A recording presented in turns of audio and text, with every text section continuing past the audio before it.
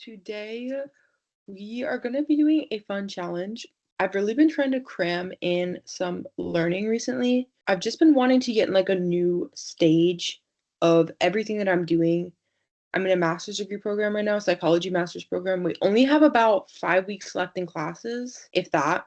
I'm in the final stages of a project that's really important to me. I'm building a computational model of dissociative amnesia, and I need to do like the last little I need to actually build the model now and then run statistical analyses on it and everything and write my results section. So everything is pretty much set up, but like I still have to make some choices. And then because of all that, I'm currently learning Python. So the main skills that I'm just continuing to basically practice are Python and RStudio and just general stats. And then I also have some stuff that I want to study for my master's degree program. So my challenge for myself this like week, it's the 21st of February. I'm actually 1 minute away from the 22nd. I basically want to see how much I can learn in a week. That's basically my challenge right now. I want to see what place I can start March in with like all my learning and everything.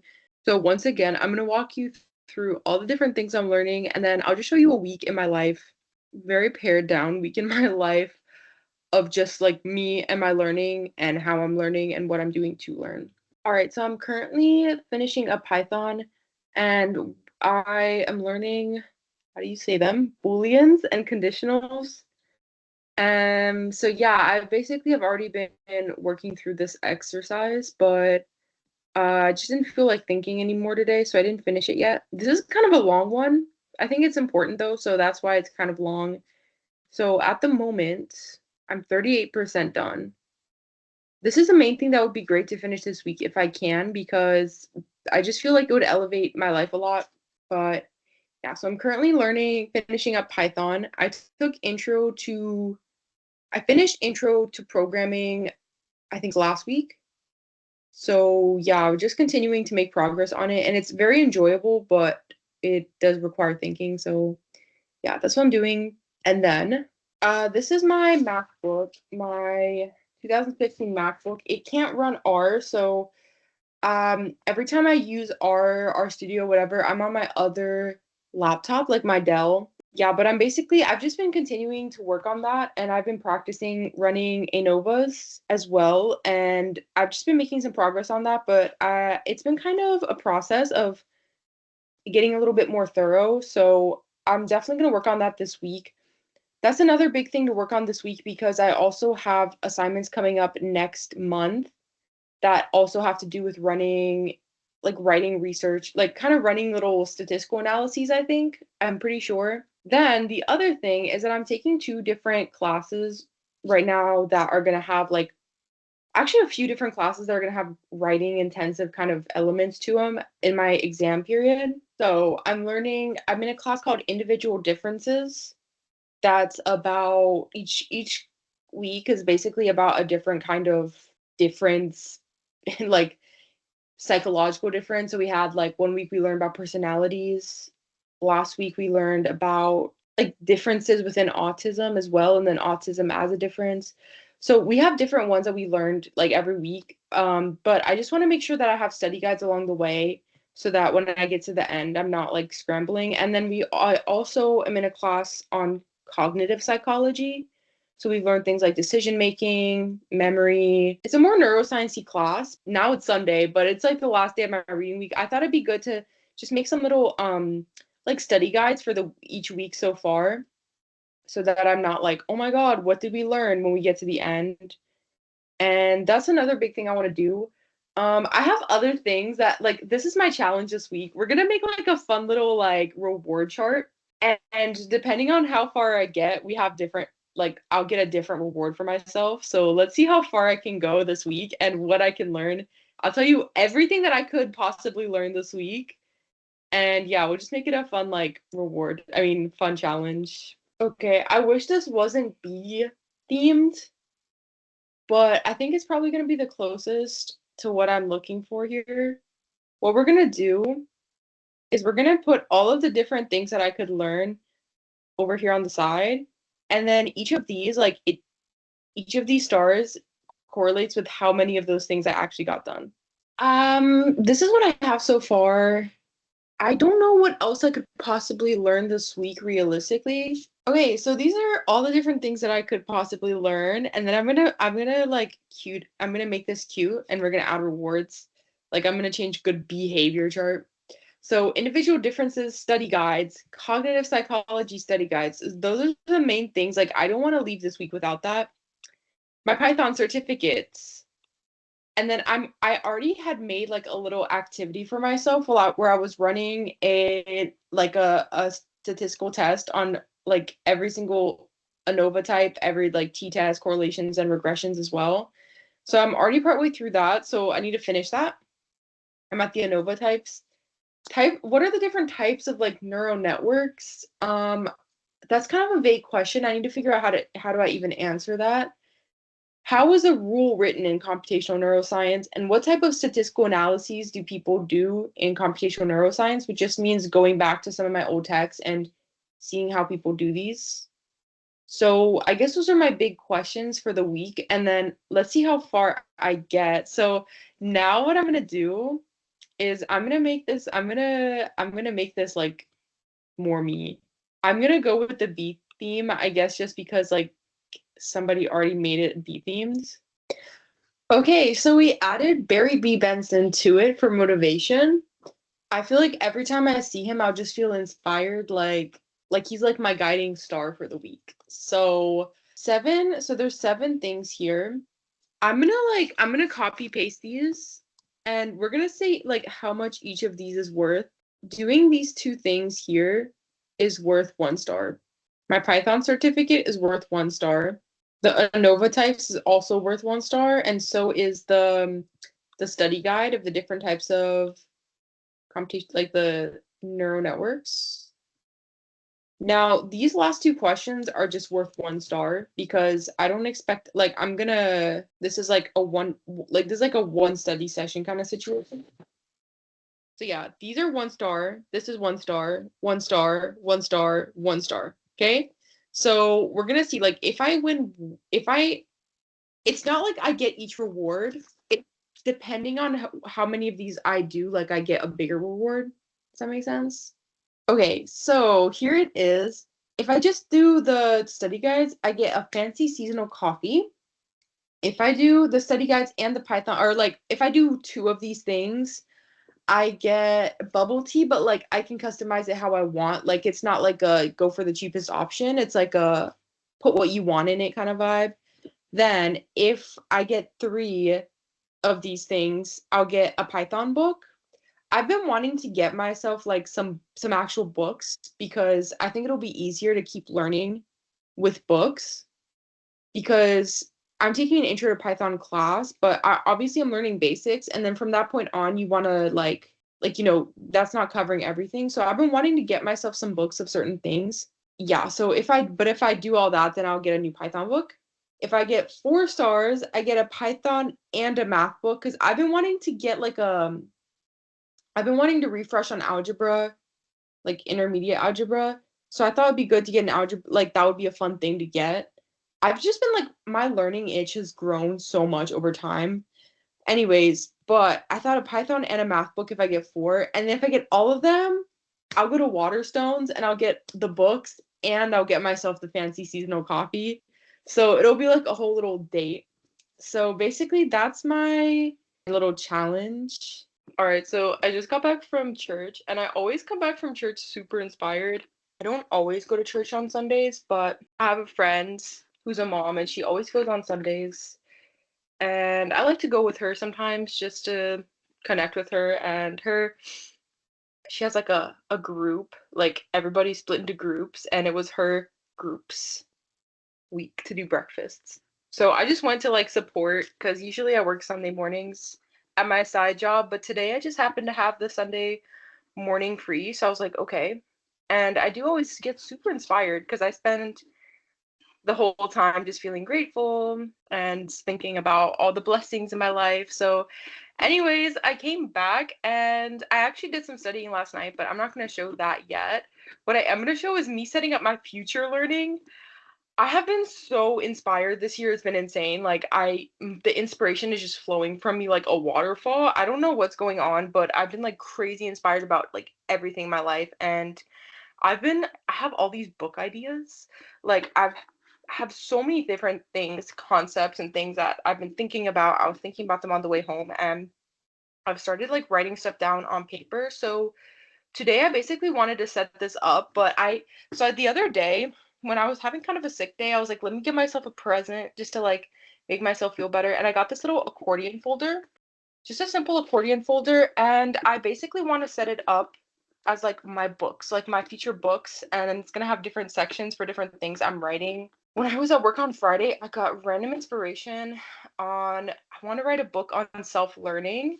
It's already practically drafted. I was so inspired. I was like, what are all the different things that like I did to self-learn that I feel like were successful for me and that helped me out and stuff. So I already started drafting that. I have these books that I want to write about.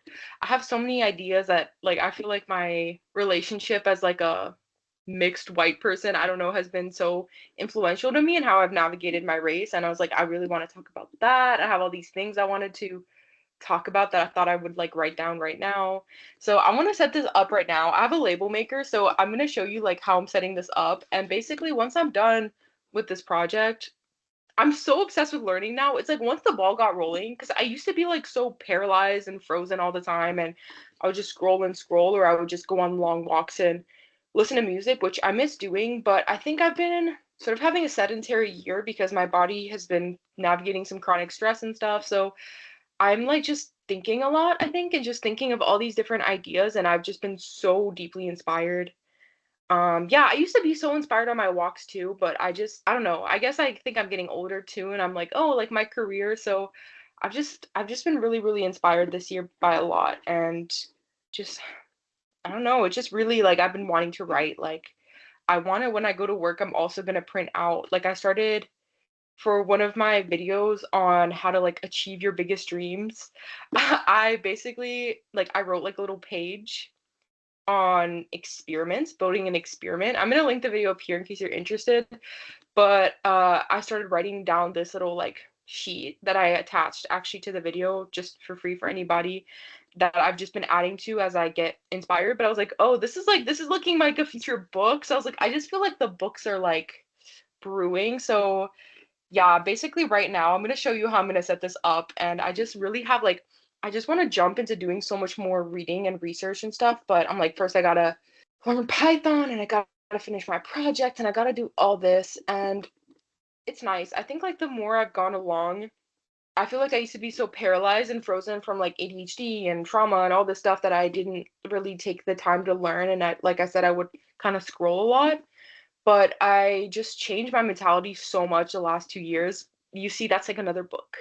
I think my life just transformed so much. I'm like, I have so much to say, but I feel like I was like, I had this realization that I was like, I need to learn more. I was like, I'm so understimulated actually, and that's why I'm scrolling and that's why I'm doing all this stuff. I was like, I'm so mentally understimulated and like I need to read and I need to learn and I need to think. And like I just felt like that's why my ADHD is so bad actually. It's like the irony of it all is I was like, if I start to actually like learn more because I'm so mentally understimulated, like I feel like it'll get my life in order. So I've been doing so much learning, and I feel like the more I do it, the more addicting it gets, to the point where I just come home and I'm like, okay, I'm gonna learn Python. I sit at night and I think about all my ideas and all this stuff, and I think it's been really good for me mentally. That's your sign if you've been looking for it, particularly if you have ADHD like me. Start learning more, okay? You're gonna think at first that like your brain isn't built for it, and you think that your brain is built to scroll. It's not. It's not. The reason that you're scrolling is that you're understimulated and you need to learn a lot more and learn complex things, things that challenge you and make you feel alive. So, yes, let me get my label maker and we're gonna set this up. All right, so here's my label maker. It's just a simple label maker that I got off Amazon. I think so many people have ideas every single day. Like just inspo while I like label this. So many people have ideas every single day that are so cool. Everybody has such a cool perspective. I think a lot of people don't take the time to write them down and don't see them as worthy of sharing. and just don't give them the attention that it deserves. A lot of people have such interesting theories floating around in their heads. Like, I'm not a huge Reddit user, but sometimes, like last night, I was reading. I'm not like a big physics person, but I was reading about the Big Bang and stuff. Like, I just got randomly interested, and I was reading people's ideas on Reddit and stuff. I was like, dang, I feel like a lot of people are like, scientists in the making or like authors in the making and all this stuff, but they just let their ideas sit around and they don't really do anything with them because they don't see their ideas as worthy of being published. I feel like I let my ideas sit around a lot. I didn't see them as like that. Like, it's like you got to start to write those things down, save them. I think a lot of people are smarter than they give themselves credit for, but for some reason they don't carry it out, they don't express it, they feel insecure about it. They don't feel very empowered about like their ideas or their own intelligence and stuff. I have a friend who always says she's like not that smart. She used to say that. But I was talking to her the other day. First of all, she's a refugee from another country. She came from Myanmar when she was really young, and she kind of struggled in school. And she would always say that, like, compared to me and my other friend, like, she was like the less smart one. I'm like, are you joking? Are you joking? You literally speak two entirely different like languages like fluently. Like you just had to learn that as a young child. That's the smartest thing ever. And I was speaking to her recently, and we hadn't talked in a while, and she was showing me her life. I was like, girl, you got a better setup than me. She went into the military. She got like her school paid for. She's in school right now. She is a police officer now. So she's got like, she's got more in savings. She's got a house. She's got everything. I'm like, talking of, she'll be like, oh, I'm not as smart as everybody. I'm like, girl, you are better set up than all of us. Like, you are going to be thriving financially your whole life and you already have a home. Like, okay. I just feel like a lot of people don't give themselves enough credit and they don't see themselves as intelligent. I'm like, what? You've made it. So I just printed with my label maker. It just says Raquel's books. I just like put it up here. And then it has these little tabs. I'm considering whether I think I will make these with my label maker too, just because I don't know. I'm hoping I can take them off. Like, I think it'll be less abrasive. That's what I mean. I think at some point, this is like my central thought. I think a lot of people along the way, something happens that they get it in their heads that they're like not that smart because they fell behind or they couldn't keep up. And she had to go back a grade when she came here because she literally had to flee to another country. Like she was literally living in Thailand as a refugee and then she moved here. And it's like, yeah, of course you're not gonna like, I feel like you got bigger things on your mind than like, that's like a really tough transition for a kid. And then you're learning everything in a second language and like, you're not in school with people that you know. And then people get in their heads that they're not that smart. It's like that is just not the case. I felt like I was not that smart at math and science. I think I fell behind when I was young or something. I just didn't, I struggled for a bit and I was so used to things coming easily to me that I just didn't see myself as that good at it. And it's like, look at me now, like I'm doing all this stuff. A lot of people are smarter than they give themselves credit for. And they just repeat the same old story to themselves that they're not that smart. It's like you got to start telling yourself that you're a smart person and start acting like the smart person that you are. And start publishing those ideas and start writing things down and like all of that. And it's like, a lot of people I think just don't feel empowered. And there's a lot of facets to why that is. My next study guide, one of my next study guides I have to make for individual differences is on intelligence. And I'm very curious to learn about it. I don't know. I guess I don't know if I always buy the idea that intelligence is innate, but I'm curious to see the science. Yeah. She always says she's street smart, but she's not book smart. That's what my friend always says. She says she's life smart. Okay, we have race and ethnicity. We have self-help. What else am I writing? Trauma science. I don't know. I think also the only reason that we think like if you're not smart when you're young, like you're just not smart. I think we school rushes us so much. This is actually correlated with stuff I was writing about the other day. Like we're taught we have to keep the pace up with school. So it's like if you don't get it in a heartbeat, like you're not good enough. Where it's like, okay, if you make the most miraculous discovery of your life when you're 65, like, okay, what about it? Like you're already ahead of the game in a different way. And I think there's also beauty in like a longer process as well. I think a lot of people get discouraged because they're like, oh my gosh, I didn't change the world when I was like 17 or something. It's like, okay, like, so what? It's only school that teaches us that because we have to keep up with their numbers, you know. It's like, oh, you gotta keep it up because like these are the resources that we have for you. So if you're not keeping up with like the way we're set up, and if you're not keeping up with the resources that we have for you right now, then like you're not an intelligent person. That's not true. My grandpa and my Brazilian grandpa only went to school. I thought it was eighth grade. I saw my mom write it the other day, and she wrote second grade. I don't know which it is. He didn't go to school past, definitely not past middle school. He became a cartographer. He taught himself. So he never even went to school. Does that mean he's stupid because he dropped out in middle school or elementary school or whatever? No. We're gonna have one section that's like memoirs. I feel like I'll definitely write a memoir in my life. I also feel like if you give up because whatever your path was, your learning path wasn't the same linear story as everybody else, you're missing out. Imagine if I had been like, well, I didn't learn science, like I wasn't like perfect at science when I was younger. I didn't get my undergrad in it, so like it's over for me, like I'm done. Okay, I would have never like unlocked so many of the things that the most passionate about. And I think a lot of people are like, oh, well, I don't know. I didn't finish high school, or I didn't get my bachelor's when I was like in my 20s or whatever, and they're like it's over for me. And it's like you got to dump the system of learning from your head and just like learn when you're ready, learn when you want to. School doesn't own learning either. Nobody owns learning. Owns information. It's yours. You got to like grab it up, snatch it up. All right, I'll keep it at that for now, but I think I'll definitely have more categories with time.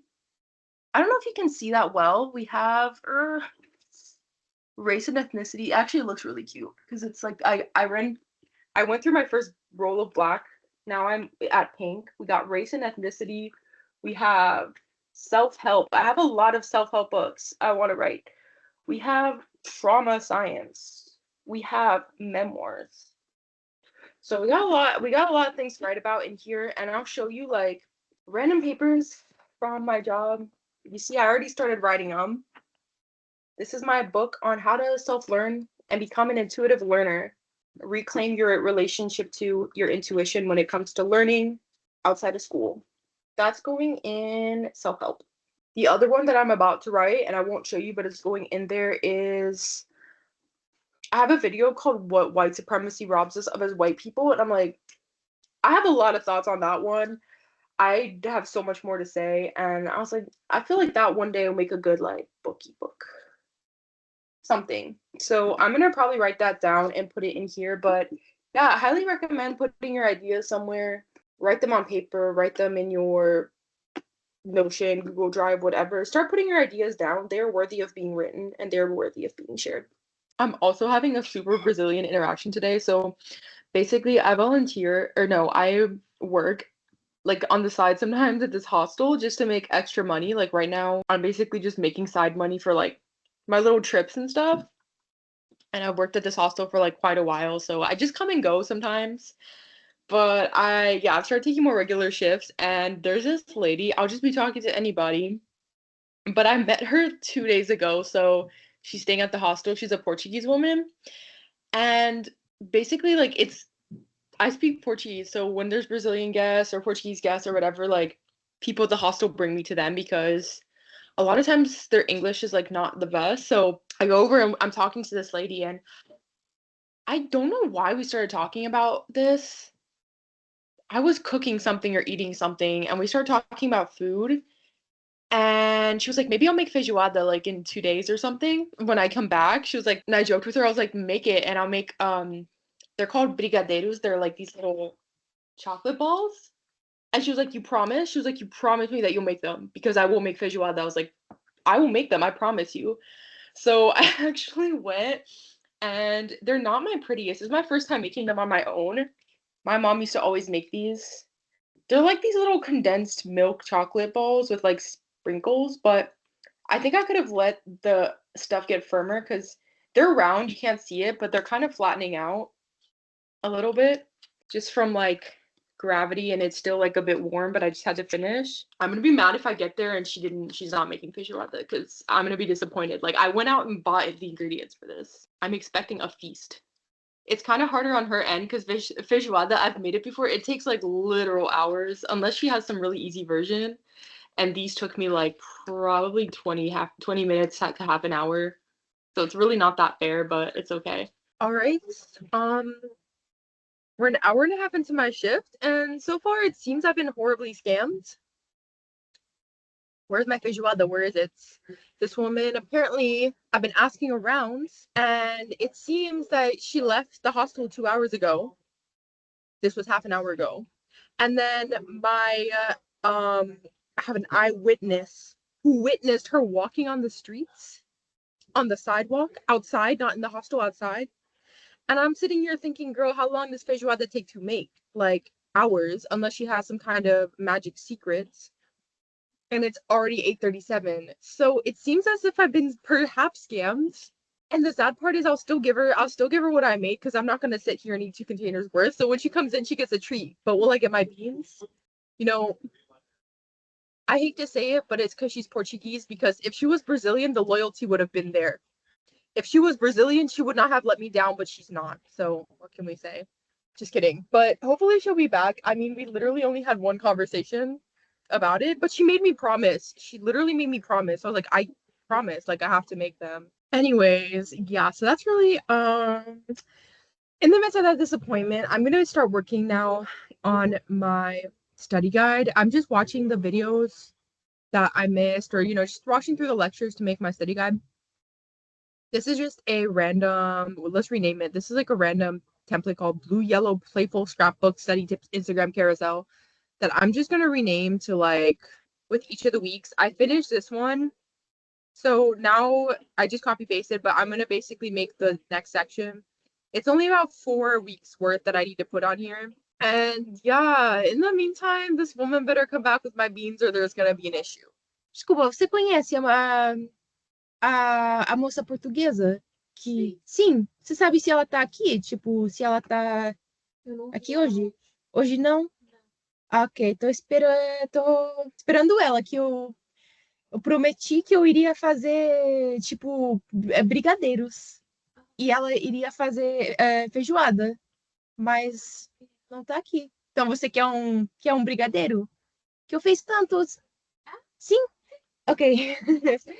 Still no sight of her, but I did give away one of these. Now, apparently she is Brazilian, so at least my anger, like I have to diminish it because I cannot be angry at my own people. But I'm just annoyed because she quite literally made me promise. I'm like, girlie, come back, come back. It's already almost 10 p.m., so I think we can assume I'm not getting my beans today. Okay, update. It's 10:30.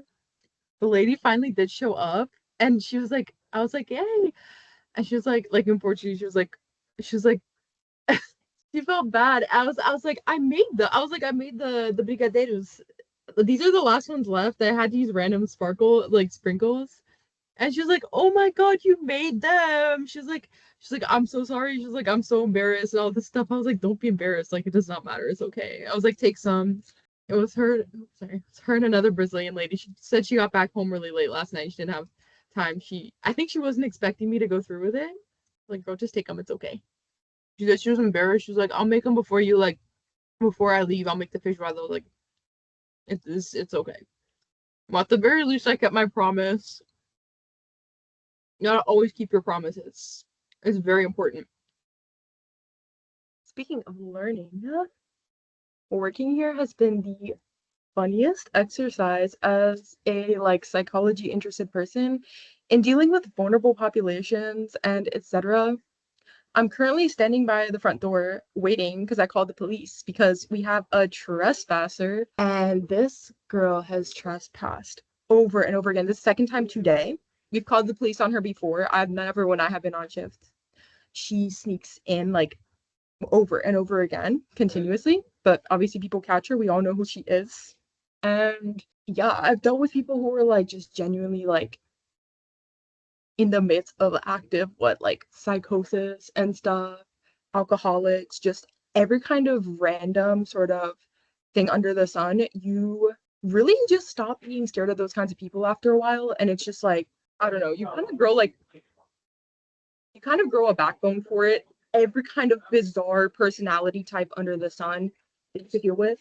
I've had people tell me they were being gang stalked, and I was like, it took a while, like it took about a second, and I was like, this woman is not okay. Like it was like a while of conversation. She was like, yeah, like all these different things. I was like, okay, so you're actively psychotic, okay. And then I had one dude who came in and he was okay, everything seemed fine, but then he started being really bizarre, and he starts talking about he's bigger than God, he's bigger than Kanye, all this stuff. And I was like, okay.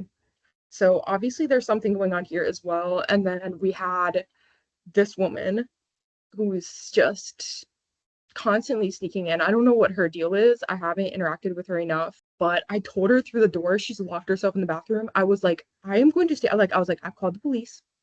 I'm going to stand by the door now, and I'm telling you, I will not leave. Like, you will not leave my sight. I will be here, and like, I'm not going, you're not going to leave without me seeing. And I've already called the police, and I will be here at the door.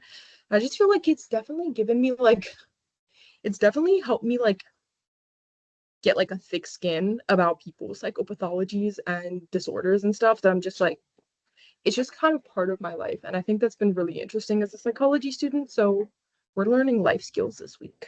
All right. I just had a meeting with my supervisor, and so now we actually have a new thing on the learning list. We have a new thing on the learning list for this week.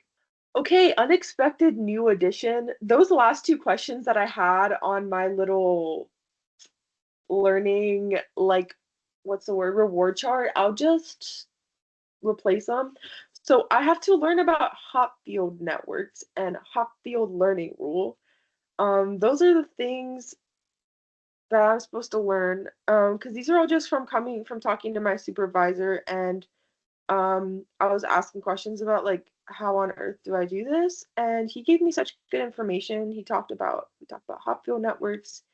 He explained a lot of different things about computational neuroscience and like why you want to keep it simple and stuff because you want to make sure that you see one thing is getting impacted and all this stuff. And yeah, my supervisor is so nice, dude. I felt really insecure doing this project because I keep feeling like bad, like, oh my God, what if I don't know, or it's like, I felt so like amateur coming in. So I was like, I don't want to waste this man's time, like I don't want to be like just another addition to his day that I'm just like, yeah, like yippity doo dah. I'm like doing computational neuroscience for, like because I'm just so silly and like all this stuff. It's like I was like because this is like a serious university thing. So I've been so grateful that he's actually taken it so seriously and he told me we can meet again like whenever I want and stuff. So yeah, I mean it's really not that much like to do.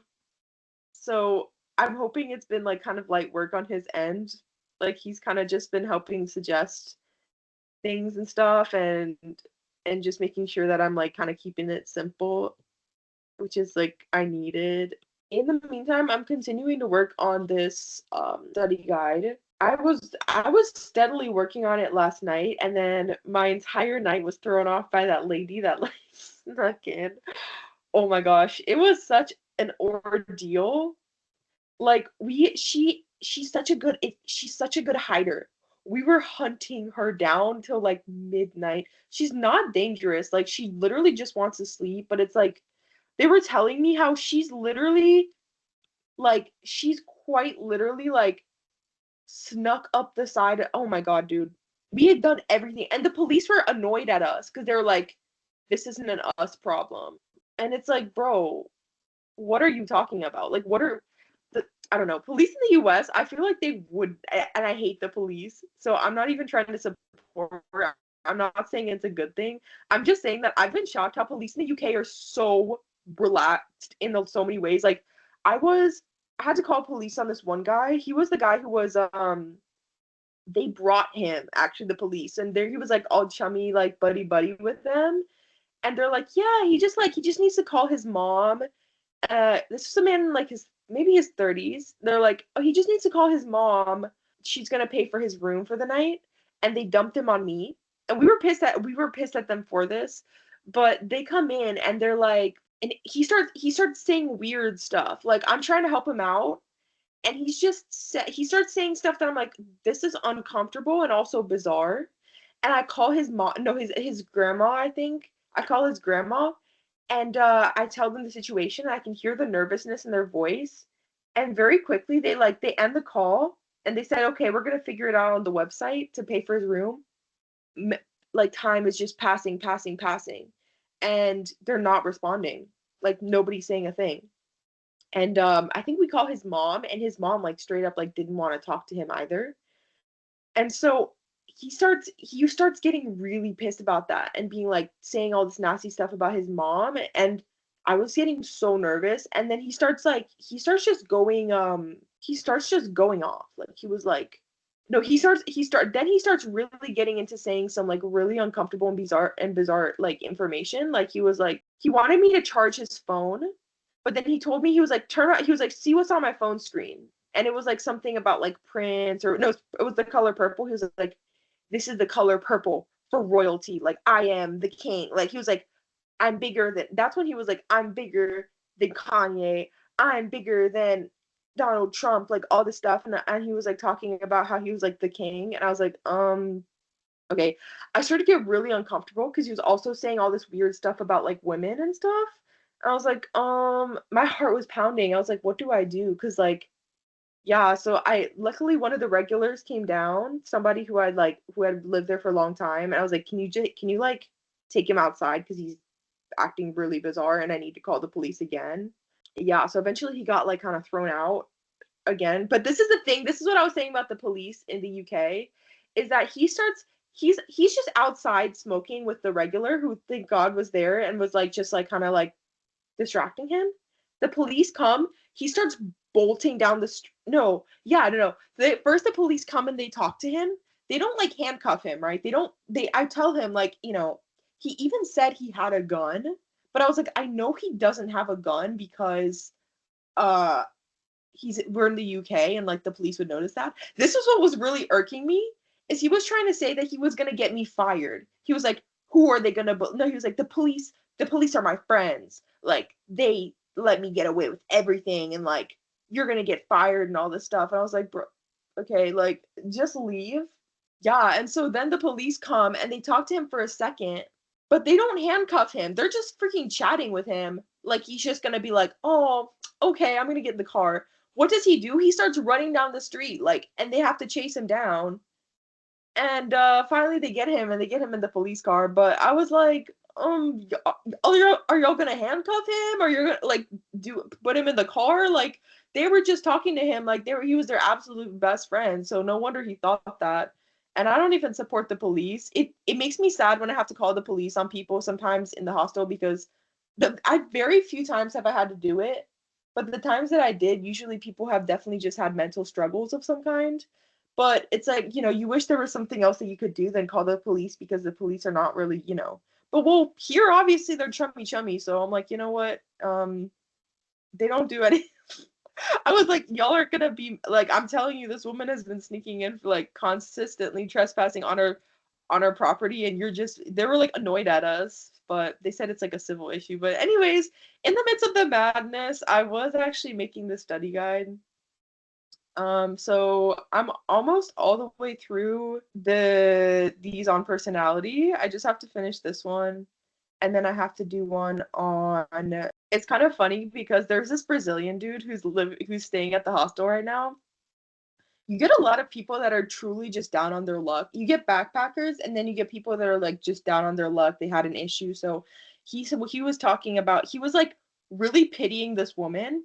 He was like, I felt so like, he was really sweet actually. Like he was like really trying to look out for her and like kind of trying to protect her while we were looking for her and stuff.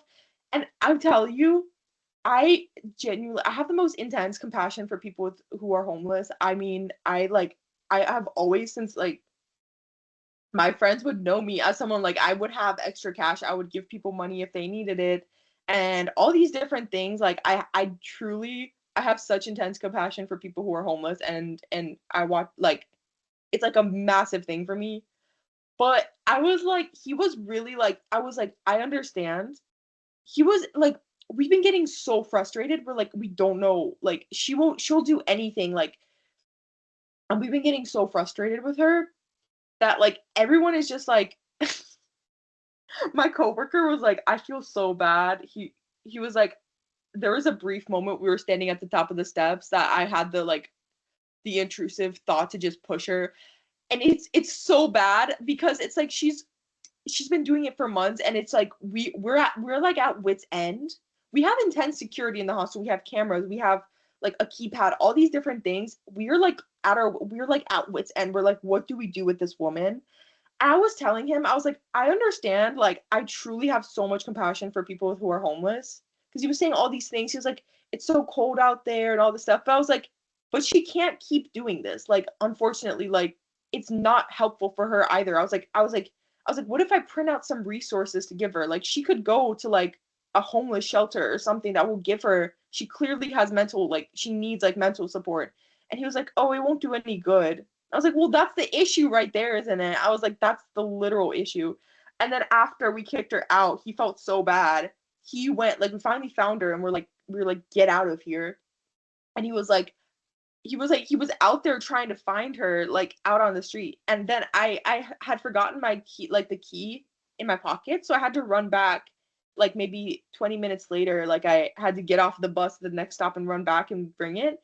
And he caught me, like I saw him on my way out, and he was like, "Oh yeah, that woman." He was like, "No." He was like I have no pity for her anymore. He was like, "I saw her. I think she does have a place to stay. I tried to show her like resources on my phone or something like that, and she ignored me." All this stuff, and I was like, I mean, I told you, like, I don't, I truly have so much compassion. Like, we get people who are homeless at the hostel. I mean, literally, that's just the population of like a major, like a large amount of people there, right? That was pretty much my situation when I got there. I was like, where do I find an apartment? Like, I don't know. I was confused, and I was like, okay, I'll just volunteer at a hostel, right? So we get those kinds of people, but it's like, at a certain point, you can't be like, we know who you are. Stop coming in here. We don't want you to be here. You were already banned 3 months ago. All these different things, and it's like, just you can't keep coming back here, and it's not even useful to you. So yeah, that's what I'm saying about learning that, like, the psychology of it all. I'm like, I need to get in this woman's mind. Like, why do you keep coming in here? Like, what is your obsession? Apparently she left for a month, but then she's been back the last 2 weeks, and it's like, what is your obsession with this place when you know that we know you and we will find you and we will tell you to leave? I don't know, but real bizarre individuals from time to time. So yeah, back to Barry B. Benson. That's I'm just gonna continue to work on my study guides today and just finish up Python. Right. Back to studying. This has been the most annoying semester because I am like a neuroscience obsessed person, like future neuroscientist in the making, stuck in a super psychology centered program. And also, I have this really like obviously, this really intense neuroscience project that I'm doing that's so like immersive. And I like just want to throw myself into it. And my degree is so psychology. So I I prioritized, like, I feel like I prioritized my time for semester on this project. So I was like, this is my everything. And I did really mid for semester, except, sorry, I just came to show myself off, except that I got a really, really, really good grade on my neuroscience exam. Yes, like, I basically, like, I wasn't there as much as I wanted to be, but I got lucky because I'm just obsessed with it. And one of our questions was on consciousness, which I literally had even read books about. Like I love that. And then I also the other question I answered was about how how memory systems and emotional systems work together. And I'm like, that's literally what I'm studying. So I just got kind of lucky. Like I was just like, this is like, I'll tell you. I was even like, man, if I could publish this paper, I'll tell you more. I'll give you new information too. So I made a really good grade and I almost made like a top grade. Like the grades here are different. So I made a 68.5 and a 70 is basically like top. I would have I was a point and a half away, but this was my mistake that I noticed the minute I got home because I read a paper about this as well, like in for my project, is that I didn't mention the prefrontal cortex. I only talked about the amygdala when I was talking about memory systems and stuff. I talked about the amygdala and I talked about like sharp wave ripples and all of that. I just didn't I just forgot that the prefrontal cortex, like I didn't have enough information. So that's really annoying because I almost made like a really, really, really good grade, but I'm happy with it. All my other grades were like nothing to brag about. Genuinely like, but like nothing special.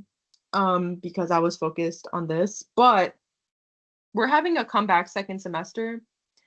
That's why I'm studying right now. I'm like, second semester, I'm going all in and I've been just more focused on my program because my paper has come further along. And our paper is like a good chunk of our grade. If I don't make a 70 plus on this paper, I'm going to be annoyed because I'm literally innovating here. Like I poured my heart and soul into this paper.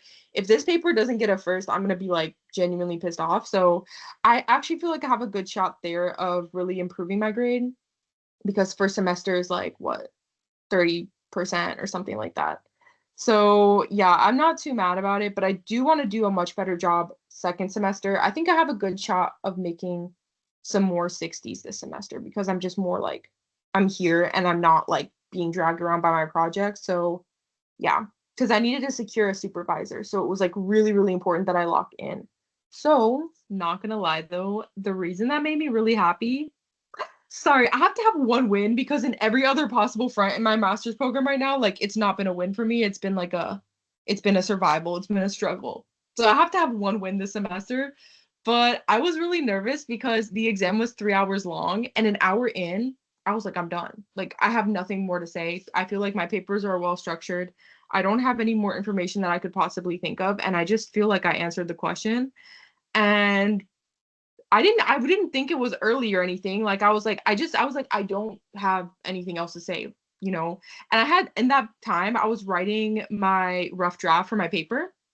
So I was like super in writing mode too. Like I was just like I had been writing like basically all of this like every day, like just churning out the words. So I was like I just feel like I'm done. And I finished like within an hour. And then the lady was like, she was like, "You're leaving?" She was like, I don't know. She was just like, "It's only an hour in." And so then I was like, I didn't realize that. Like, I was just like, okay, time passed. Like, I'm done.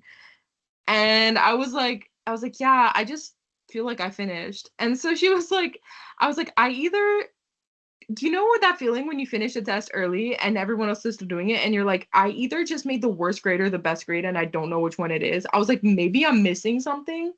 I was like, maybe I'm really, really missing something and I have no idea what I'm talking about. And I'm going to open this grade and it's going to be like a 40. I was like, there's two possible. That's how I've been feeling this semester. I'm like, I was like, there's two possible options. So I'm really happy. And yeah, that was like my one win this semester. I had to have one. All right, I just woke up from the fattest nap.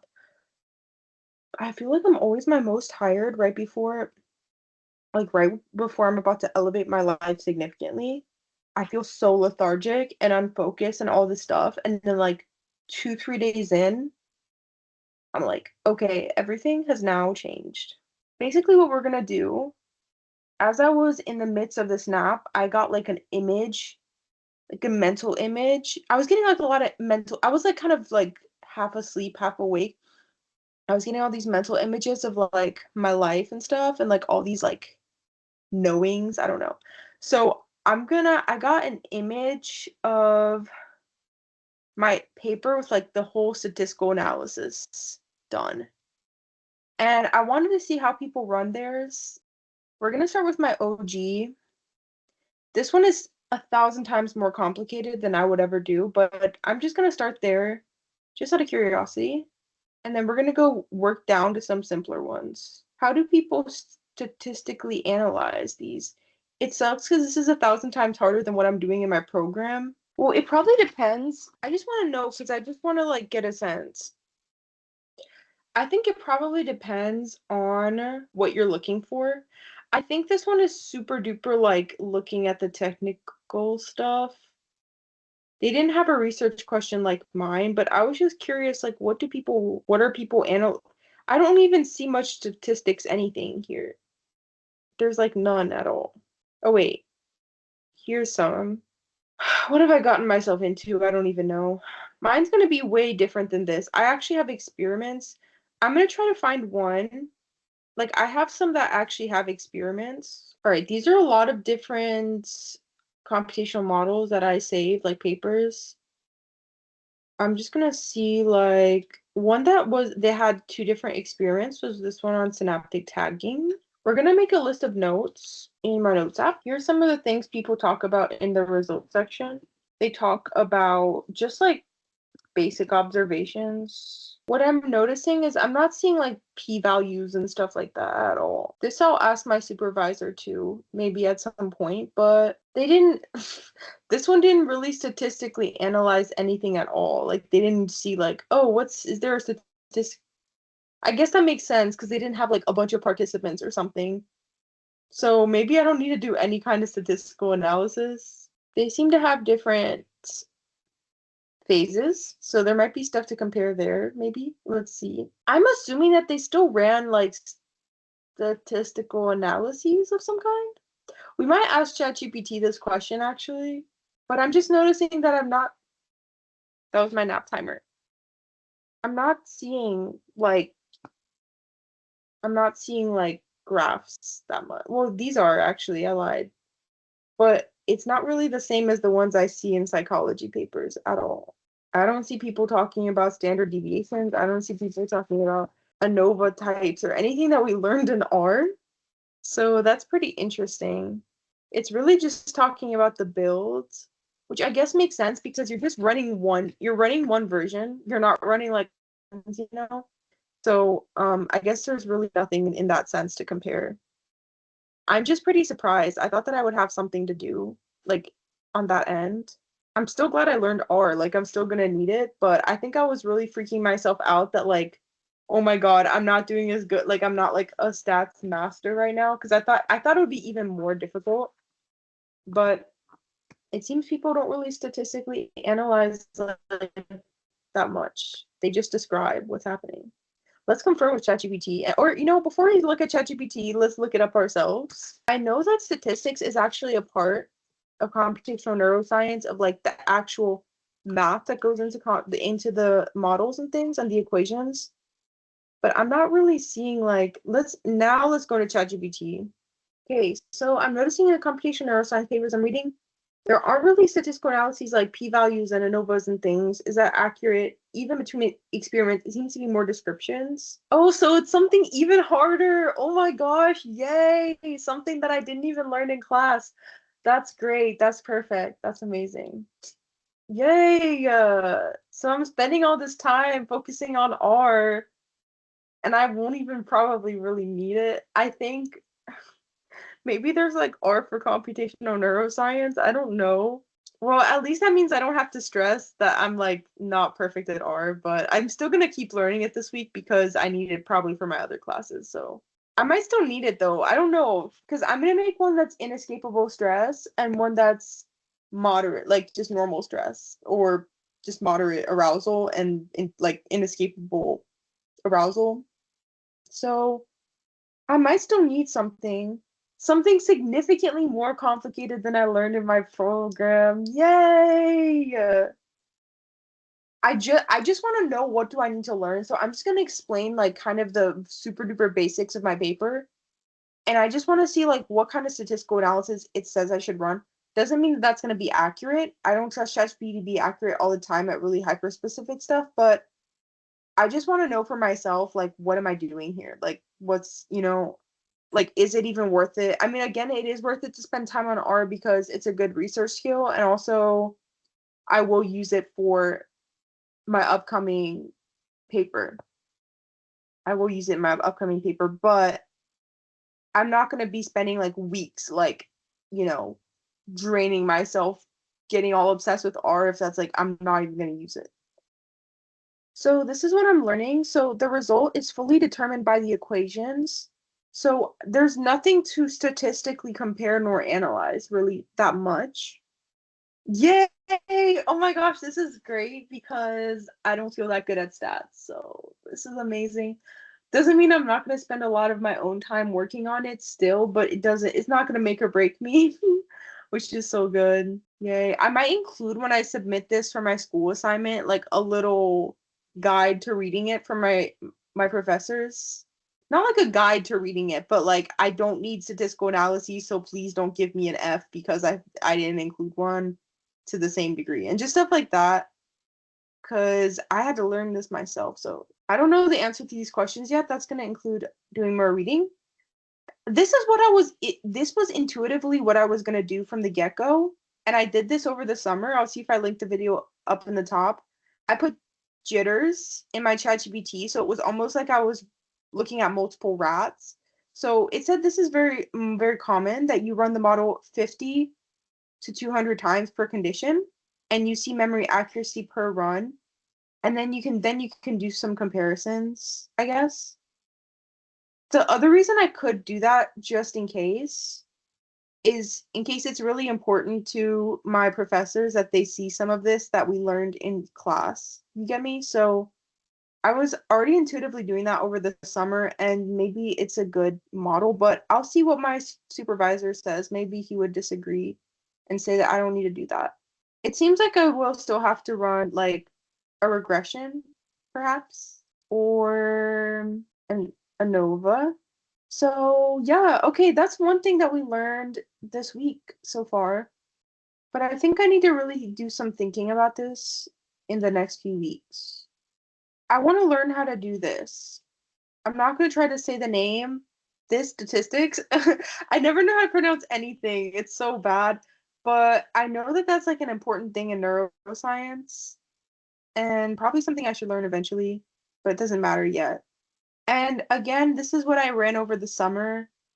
I'm gonna assume that this is what I'm gonna run again. So I'm gonna copy paste it. And again, it's good because that gives me a statistical analysis to show my professors so they see that I learned something in my master's degree program. So I think that's what it'll look like. So we learned, okay, we earned a star. Let's go. Oh wait, maybe I only earned a half a star. Barry B. Benson is back. He has returned. Yeah, it seems like I only earned half a star, which is really annoying. So I still need to learn Hopfield networks. Should we learn it now so that I earn something? Should we learn about Hopfield networks? I want to do extensive learning, but let's just wait. Should we learn this too? I'm so curious. Somebody won a freaking Nobel Prize. Wait a minute. I know this guy. I know this. I know these people's names. I actually know who they are. 2024. Yeah. I know that. I don't know what they did, but I remember reading this is the AI guy. Physics is crazy though, because I thought this was about brains. I'm very curious. I think this will be an interesting starting point to this learning session, but I'm pretty sure because I remember hearing both of these names. Is it Jeffrey Hinton and John Hopfield. Hopfield Network, so that's literally his thing, is like this dude. I remember hearing about this, and I think people were kind of annoyed that they won something in physics. Let's look that up first before I go into it. I remember seeing it on LinkedIn, and people were like, "Wah, they run a physics thing, and this isn't physics." See, I remember this. I remember this. This isn't the people. These people are mad basically because they were like, other people laid the groundwork foundation for them to do this and this and that. This wasn't the controversy I saw. What I swear that I saw. Here we go. This is just like a side quest because this is how my brain works. I was like, we're going on a side quest to figure out why people were so pissed off before we go into this. People were not happy about the physics part. They were like, what does this have to do with physics? Now I'm curious because I was thinking this was a brain kind of situation, but now they're saying it's a physics thing. Okay, I guess it really doesn't matter. I was just really, really curious because you see, people were really pissed about it, and I'm just really curious. Wait, I'm gonna come back to this video, but it's not really teaching me well what Hopfield networks are just for my brain. My brain sometimes it's like if you make it too easy, like I'm losing the plot. Like just give it to me in full words, but I was like, what does this have to do with networks? Hopfield, a name for John Hopfield, consists of a single layer of neurons where each neuron is connected to every other neuron except itself. Yeah, I don't know. It's funny because I don't question this stuff, but I guess this person did something really important. But it's kind of hard because there's not a computer science category of the Nobel Prizes. There's not like a, you know, AI category or something. And I'm just curious as to why they put that in physics. They could say, couldn't they say medicine? But probably something else important one, and that's all I need to know. But it is, I didn't understand either, but I was like, I don't understand because back then I was like I saw that when it came out, but I was like, I'm not a scientist. What do I know? Now I kind of am, and I still don't really know, but it's like, I'm not going to question that. All right, this is going to be our Hopfield network. I usually keep, like, I have a document for a lot of the different notes that I took that are just a bunch of vocab. And so you see sharp wave ripples and interneuron. So it's time for us to make a new one called Hopfield networks. It's interesting that it's associative memory. Like that's like the thing that it is. It's like or associative memory. I think I've seen a picture of these things now that I am reading this. Why would it ever be connected to itself is the real question. That'd be crazy. So it makes sense that my supervisor suggested this because I'm looking at memory replay and I'm looking at recurrent excitation. And the way that recurrent excitation works is that, so as the acetylcholine is going up, why am I forgetting? Reducing recurrent excitation, meaning that the brain can't, like, the hippocampus can't just spontaneously start to like bring up patterns again. So when recurrent excitation is high, like basically your brain is like, yes, opening the possibility of your brain just kind of randomly recalling things. Like I always, because this is how I actually kind of like had so many physical and emotional experiences that guided me to this. But have you ever, when you're falling asleep at night and you're just laying in bed and there's no sound, there's no nothing, do you know how so many, like your day just comes up and you're just kind of going through your day? There's probably a lot of reasons for that, okay, that aren't recurrent excitation related, but it's kind of like your brain, it's in a more relaxed state. And so it's like it's open to actually replaying events and in strengthening your memory when the arousal is not high and you're not learning things, consolidation starts during quiet wakefulness and non-REM sleep. So when your brain is like chilling, like when you're like chilling out, nothing's really happening, or when you're like in that really light sleep, that's when your brain starts to consolidate like your memories and things. That's when the recurrent excitation is high because it means that your brain can just start to put these patterns together. Like it can just be like ding ding ding ding. Okay, like it came up. But when you're out and about during your day, like you don't want that to be high. You want it to be low because you don't want to be spontaneously recalling memories while you're like doing something important. Like, let's say you were in the middle of talking to someone, and every 2 minutes, like, you were like, do you remember last summer when you had that ice cream cone? Like, you don't want that. That's why your brain starts to like dampen it when you're in a state of arousal. But then that's the acetylcholine. When it's like going up and you're actually learning stuff, it's like, don't bring up anything else because this is really important that we know this is like a unique thing. And then when it's back down, it's like, okay, now we can bring up old things. And actually, the way acetylcholine works, if you're in like a super state of arousal, like obviously it's like, this is the most unique thing that's ever happened to me. That's kind of like, if you're having like a really stressful and traumatic event, you're like, whoa, this is crazy. This is like a really unique situation. We want to make sure we remember this like very, very specifically. And the other thing that happens is your brain, like, it starts to separate out all the patterns, like basically, and so that you're encoding something like really, really distinct. And then once it's going back down, it's like it can relate things to each other more. So basically, like if you're just kind of like, I'm kind of paying attention and then like, but it's not as serious, you can sort of like associate it with other stuff. Like you can be like, oh yeah, that reminds me of this, or that's like that, or you're just making more of these sorts of associations based on things that are already stored in your memory. and it's connecting things to your memory and all these different things. So it kind of just goes like up and down like that, where like the more relaxed you are, the more your brain can just spontaneously kind of recall things and consolidate things. But the higher it is, basically, the more you want it to be like very, very, very unique, because you want to know that that's like a very distinct memory, and you don't want anything else interrupting your ability to dictate that that was a specific memory. Because if not, your whole life would just be a jumble of nothingness. Like you just be like, what is this? And when was this? And I don't know, which is kind of trauma related in a way, but I don't know how it'll work out in that specific way. But it's like that's the point of acetylcholine and recurrent excitation and everything. So that's probably why my supervisor recommended this type, because these are about these sorts of stored patterns and I guess associative memories within them. Like, oh, I'm associating it with this or this or that. So he said he wasn't sure, maybe it would be too simple, but he thought it might not be. So let's read on. I mean, it sounds promising to me so far. You see, look, it's perfect. So one of the key features of optical networks is their ability to recover complete patterns from partial or noisy inputs, making them robust in the face of incomplete or corrupted data. So, I mean, I think he's got a point. I think it sounds really good. Now, let's learn specific stuff. So here's my guess, is I'm guessing as the recurrent excitation is going up, you'll have less associative learning. And as it's going down, like all these are going to be like ping, ping, ping, ping, ping, ping. Is that right? I don't know yet. I'm actually curious to know. And there's already rules associated with it.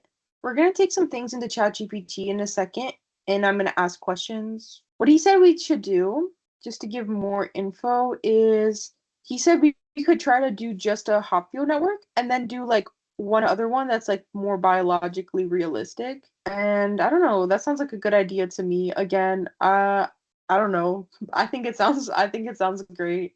This is getting so real now, and I'm really, really excited. It's gonna be so cool. I'm really hyped to see it done. I like how it's like, we therefore assume this and this and this and that. And I'm like, we therefore assume random letters and symbols that I don't understand. It's like, oh, okay, I'll assume that then. Thank you. This is written for people that know what I don't know what that means yet. So it's like, okay, thanks for nothing. But I'm gonna learn that this week. I saw this randomly popped up on my Pinterest, which is so funny. Let me show you. My Pinterest is now a blend of like cutesy outfits and stuff like this, like all these random books and stuff, movies and like just randomness. And then you just get like the spare like, I bet I can find another one. Got a bunch of Python books. So, I'm gonna show you the thing that I read this week. I started a new section called Python, and you see here it was. I was like, okay, this is a sign that I need to learn. Is it called a summation? I still don't know what it is, but I have the name for it, so we might learn that as well. The challenge is supposed to be how much can I learn this week, so maybe we can learn that in like a second. So I think this is a summation. It looks exactly the same, so I'm assuming. And that kind of is helpful because then that shows me like if I see this in my neural in like my code, then that's the summation, right? Maybe, I don't know. Okay, so they're getting into a bunch of random things, formulas that I don't understand yet. This might be an ongoing learning throughout the week, but this is a really good PowerPoint and we're going to save it. One of the things in that little book that I was like, how to self-learn, whatever, is the sneak peek, the preview of the book. So I feel like people need to have more audacity. And I think that school sometimes like it discourages like learning audacity.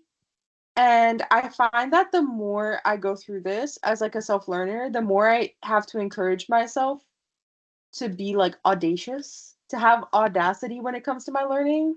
Because sometimes we look at things and we're like, okay, this could never click for me. And I think that one of the biggest things that got me from the beginning of this project to the end is just simple audacity. Like, who are you to think that you could learn this? And it's like you have to embody that audacity really truly, because people can learn a lot more than they think, but you kind of get this little like meek little like tail between your legs feeling about your learning sometimes, or it's like, oh, I can't do that. And it's like, no, you have to embody audacity, and you just have to make it through like that. Like it's required to learn anything complex. And I think, yeah, I think a lot of people get discouraged. I think what I was thinking about is how a lot of times, particularly if you're a public school student, you might relate. People like if you're falling behind, that's an issue. But if you want to jump ahead, I think sometimes people intuitively like they feel it in their body. I'm like, I could do a little bit more.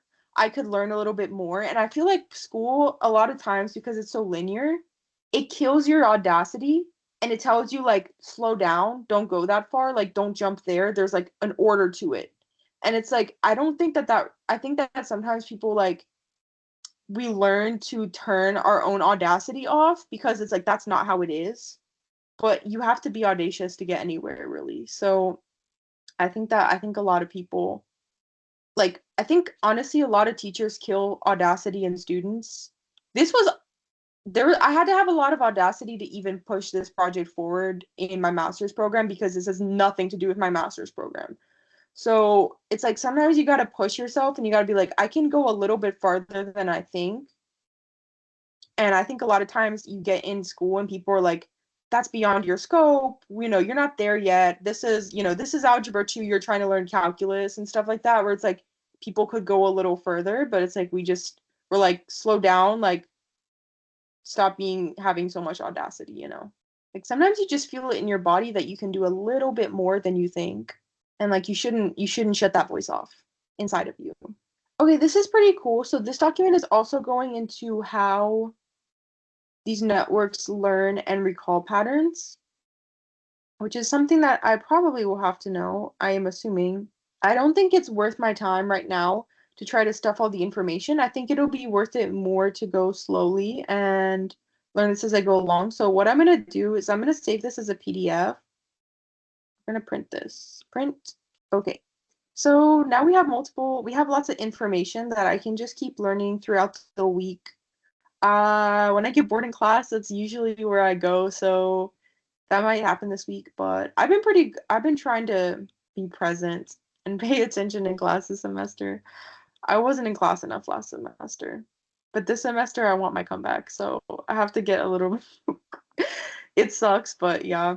Anyways, so that's cool. It has the code and everything and predict patterns and it has like everything here. So this is a really cool document. I remember this exact image from Surfing Uncertainty by Andy Clark, which is the book that led me here in the first place. So I actually am recognizing stuff. I just didn't remember, like I didn't know the name Hopfield Network, but I'd seen it before. So yeah, I think we earned ourselves a star, actually. Final thing, let's learn about a summation. What is a summation?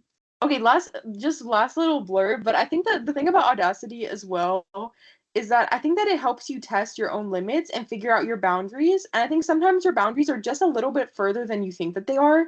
But sometimes I think in school people are not taught to test the limits of their own intelligence and their own curiosity, you know, because there's a way to go about it. There's like a rule. And I think very often people actually get to test like, okay, maybe I can't go as far as I wanted to, but I went a lot farther than I thought that I could. And I think that's the importance of having audacity and teaching people to have audacity when it comes to their learning. And that's why people get out of school and they never learn again because they don't learn to have that. We teach people not to do that. So yeah, explain like I'm 5. That's what I need right now. Yeah, I think school actually this is like not just a side thought. I think school discourages failure and failure is the most important thing you can do, but in school like you can't fail. Like you have to get everything like straight up like on point throughout the whole entire thing or like, you know, sucks for you. So I think that like failure is so important and it's so important to test your boundaries and to to get good productive failures in is so important too. And I think sometimes school like you know, a failure is like a really, really big deal when you're in school. And I just don't think that kids are taught to embrace failure and to really like spread out and just truly like embrace their curiosity. I think that's one of the biggest problems with school. And again, why people leave and they never learn and like again after that. Because they're too scared to fail. Because like when you fail, you don't just see what you got wrong, you also get a glimpse of what you got right too. And I think that's really important. I actually made a lot of mistakes throughout this thing. I mean, not mistakes per se, but I went a lot of different directions that didn't stick. And actually, like a lot of things that I was adding throughout, like just got scrapped. Like most of it got scrapped. It's really down to the simple stuff that I learned all the way back, like I don't know, maybe 9 months ago now. Like I'm at the simplest part, like, all the simplest stuff of my project. It didn't need to go as difficult as it needed to be. And that was a lot of time that I spent. Doesn't mean it was bad time. Like I learned a lot about neuroscience, but it's like it's good that I know that. And it's good that I see like, oh, I overcomplicate things. I I like elaborate a lot on things that don't need to be elaborated on, and I can like do a little bit less, and that was good information for me. Doesn't mean it's a failure per se, but you know what I'm saying. Like I learned my own limitations. I actually remember this now because I think this is calculus, and I did take AP calculus. Didn't do that good, but I took it. But there was complicated reasons why I didn't do that good, but I do remember this now, I think. All right, so now we learned what these are and how they work vaguely. Again, I'm gonna download this too because this was a really good explanation. Thank you, Reddit user. See, I'm learning more than I thought I was gonna learn this week already because I didn't expect to learn this. Now, let's go back to one of the computational models that I was looking at. Let's go to like this amygdala one. They should have one. Every single one of these I've seen has had these summations. So this looks way harder than what I just looked at. This is like this equation with like every time it's like adding, like it's going like number by number by number. Why? Should we ask ChatGPT that question? Why? I think this challenge is gonna have to be a series of videos unless this is gonna be a 4-hour video because I'm learning more than I thought I was gonna learn. So that's a good thing, but it doesn't make for a good video. Okay, why do computational models, I guess I should say in neuroscience, use summations? How does that reflect a brain in any way? Like, what is the mechanism? I like how he said this is a very deep question. Like, I just asked them the meaning of life.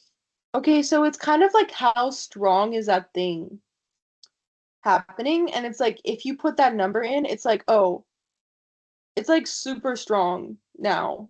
Like, because it's like adding it to itself, right? Am I wrong? It's like adding itself over and over again. Is that incorrect? Okay, so I think that the number at the top, if I'm now this is like really jogging my memory. I think the number at the top is like the biggest version, like the highest number. Is that correct? And then the one at the bottom is like the first number. Now I'm thinking of my best friend from my AP calculus class and how confused we were. And it's bringing back all those horrible traumatic memories of AP calculus. That was an interesting class. Yeah, there is a lot going on there, but I think I'm gonna show at the end of this video. It'll be the last thing because there's just no way like this is gonna be a 10-hour long video. If I try to fit everything that I'm gonna learn this week would be insane, I think. But I'll show you a picture from our AP calculus class that I drew on the board. Why is the top N instead of a number? I have so many questions now. Oh, this is just bringing up too many freaking questions for me. Now I'm really questioning a lot of things. If there's only like one, there's only so there's like these little dots. There's these little dots, these neurons, right? So these, okay, look, they even put it up here. They have these weights and things, and that's determining how high a certain current should be before it impacts like the next part. I forget. Right. Okay. So if it's like past a certain threshold, basically it says whether the synaptic plus like it like spikes. Okay. Okay. So the more that are like going off at the same time, the stronger it is. We're making it out of my hostile job with this one, guys. I feel confident about it. Okay, I know that's supposed to be the upper term, but like what is the end? Where is the end? Okay, that's cool. So if it has a certain amount of neurons, so basically like all of them could fire or like a bit of them could fire. That's the upper level.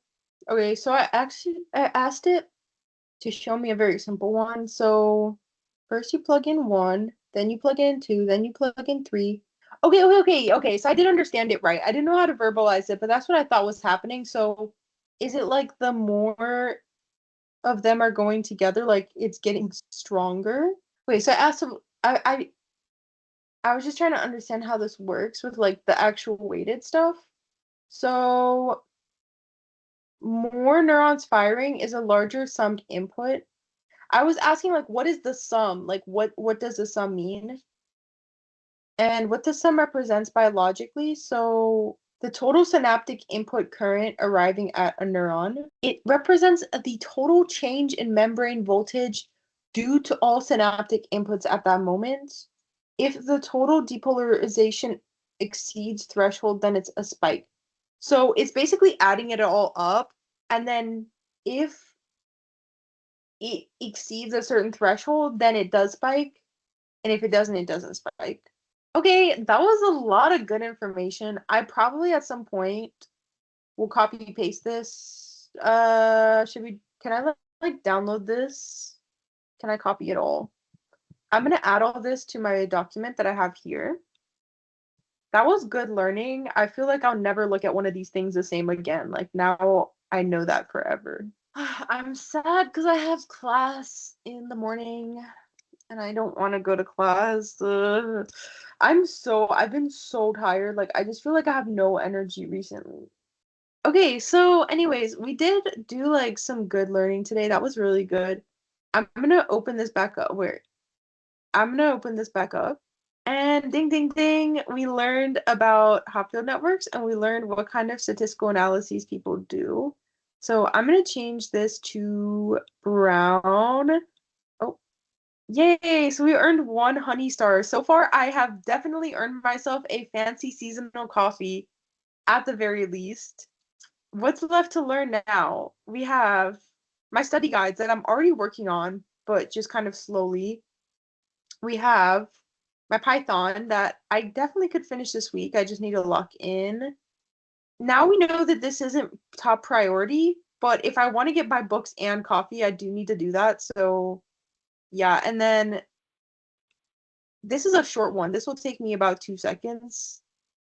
But I just wanted to do a study guide of like these little neural networks. But yeah, actually, so this Python book, I found one that I really want that's on actually how to run a neural network. So that might be what I get instead. Actually, let's see. We'll see. We'll decide that later. But so far, we earned 1 star. Now to end this video, I'm going to show you a picture that I drew in my I think it was my no, actually I think maybe it wasn't my AP calculus class now that I think about it, because I'm like, wait a minute, I don't think certain people were in that class. And I'll show you my inside jokes from high school.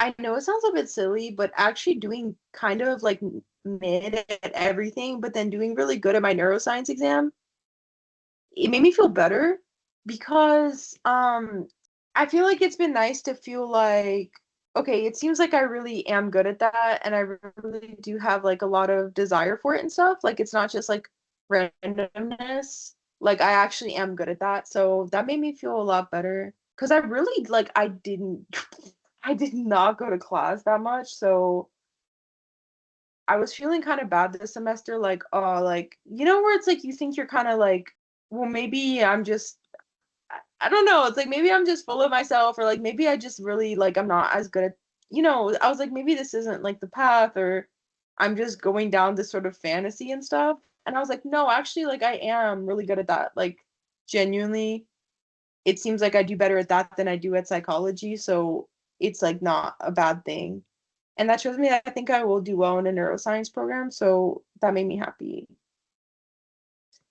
Okay, this is a beautiful image. I drew this. Yes, my art, isn't it beautiful? I drew this. I thought it was my AP calculus class, but now that I'm thinking about it, I don't think it was AP calculus. Though I do see maybe it was AP calculus. I don't think so, because I think this was algebra 2. This was our math teacher. Yes, the stories. But This was my best friend back then, one of my best friends, Kayla.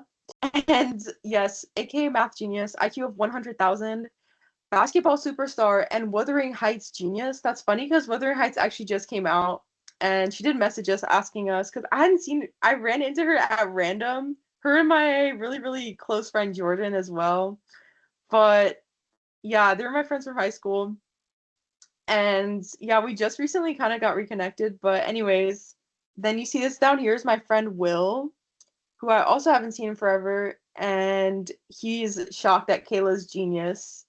Then we have me saying, "Will you sign my math book?" I think we had some kind of inside joke that she was like the math whiz of our class. I don't remember why at this point. I don't know what that was about, but yeah, and then we have down here, this is Jonathan. We haven't spoken in literal years, but he used to always call me best friend. And this was his catchphrase, I guess. Why you gotta be so rude to me? I don't know why we X'd him out. I don't know who did that. That might have been Kayla, for being honest. Yeah. Who is this and why is he starting the revolution? I think this is Wesley. Nobody cares, but I'm actually really proud of this image of my math teacher that I drew up here. I drew this all myself. This was me. And yeah, I thought it was our AP calculus one. Or was no, yeah, no, this is definitely Kayla because it's Wuthering Heights genius. Anyways, niche, my high school inside jokes. But anyways, yeah, that's basically everything I took away from high school math. This was just this. This was basically what our math classes were like. Were we focused? No, we weren't. We weren't at all. I mean, we kind of were, but we did a lot of fooling around and we kind of schmoozed our way into our grades a lot of the time, but it's chill. Anyways, that's a note that we're ending it on for this one because that was kind of a lot. I think, unless I decide. Oh, and then there's Mr. Winston saying, "Why are my students like this?" Which probably did pass through his head over and over and over again. So this is definitely going to be the all right, so this is definitely going to be the end of this video because I just realized I've been doing this for the past 2 hours. When I'm learning the stuff that I care about, time flies like it's nobody's business. So we learned a lot. We learned about summations. We learned about Hopfield networks. And now for the rest of the week, I'm basically learning stuff for class. And let's just see if I can earn my books and my coffee. Okay, see you in the next video.